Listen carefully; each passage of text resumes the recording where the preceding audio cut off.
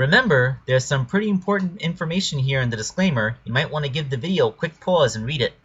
Oh, hey everybody, it's me, Sonic! Sonic the Hedgehog! Just here to remind you that if you haven't already, make sure to hit that like button. And for even more amazing customs, don't forget to subscribe to Wake Angel 2001, because between you and me, they're way past cool.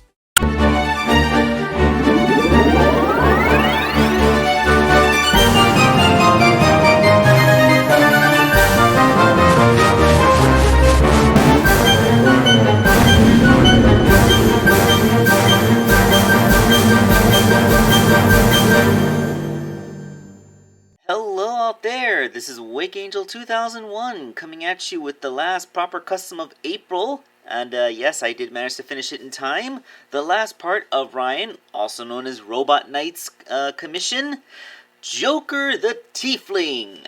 I like how he kind of has this little court jester thing going on.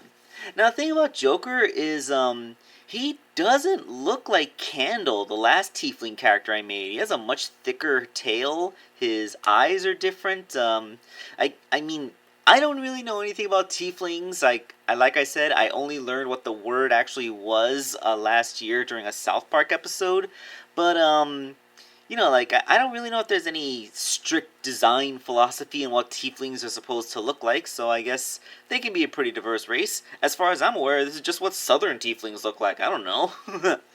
Okay, so the base figure was the Carrie Kelly Robin figure from the DC Multiverse line. I had her spare for quite a while, so when he sent me the other guys, he was going to get one of these, but I said, oh, hey, no, don't bother. I already have one. You can just give me that. You can just pay me for that.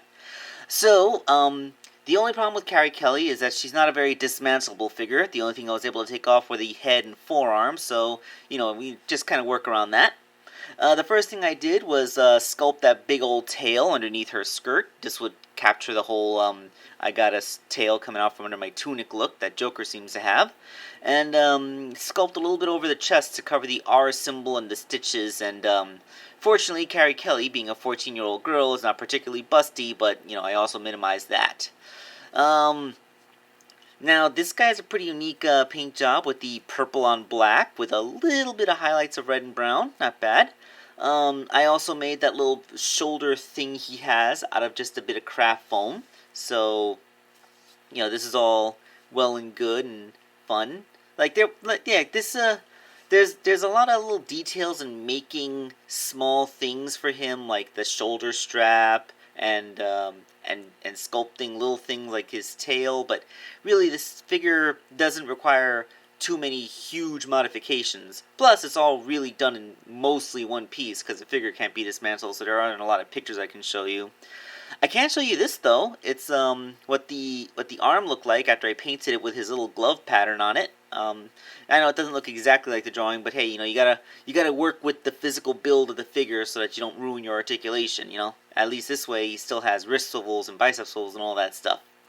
I think one of the hardest parts was the shoulder cape that he has going on.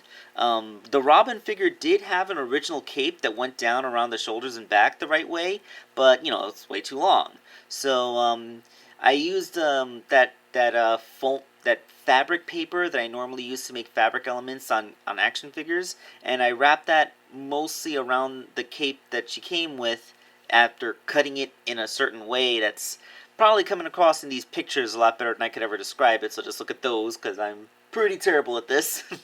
And then I put that back on over the figure. So, you know, Joker has a body with his cape and his cape accessory, and because the cape is made out of fabric, it doesn't really hinder the movement of his left arm too much, which is what I was afraid would happen if I tried to sculpt that cape. Alright, so now here's where the biggest modifications came in, the head. I had to sand away Carrie's hair and those little shades that she wears, but I was able to preserve the nose and mouth, thankfully. I'm not sure if tieflings have round human-like ears, but they would be covered up by the sculpt of the horn, so it didn't really make too much of a difference. So that big old jester hat, some locks of hair coming out from under it, the big curved ram horns, and I put in a couple of lines to mark the brow line, because This guy has unusual eyes, like they don't have pupils or anything, which is kind of weird, but I don't know if that's just typical for tieflings, so I ran with it. And, put back on the body, that is Joker the Tiefling.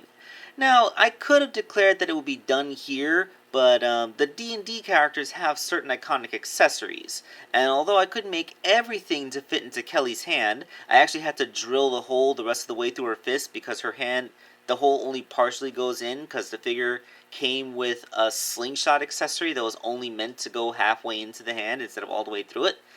So, yeah, after I carved that hole the rest of the way through, I made the staff accessory. With this guy being a warlock, I figured the staff is going to be the most iconic item that he has. The staff itself comes from a Ray figure. It's actually the same Ray figure that I used to make Maria a while ago, so this has been sitting around for quite a while. I cut off the strap and sculpted on that little gem with the little leaf things coming out on top of it, and gave it a proper paint job to look like a proper magical item. And with that, Joker the Tiefling is equipped and ready to go home with the rest of his party. I don't know if these 4 D&D characters that I made are actually a party, but, you know, that's how I'm treating them. So, yes, there we go. That is Joker the Tiefling, and this is Robot Knight's full commission of all the characters that he wanted me to make for him. And yes, this is 4 figures. He is the last person who sent toys in under the whole 4 character limit. So, you know, this is before I had the whole, you have, you know, the 2 figure limit commissions, 2 commissions that I have instigated as a new rule, because, you know, this takes a long time. Can't get stuck on one person too long because there's over 150 people waiting, and I can't really keep that going. And yeah, this does also kind of end the last box that got sent to me last year. Kind of, like, it's complicated, and I never was able to make that Savanti Romero. Like, I think I'm just gonna have to get a new base figure for that, because I don't think the base figure I was sent was suited for that. But, you know, I'll worry about all that stuff when the time comes. As far as this video is concerned, we are happily done here today. Thank you all for watching. This is Wake Angel 2001 signing off.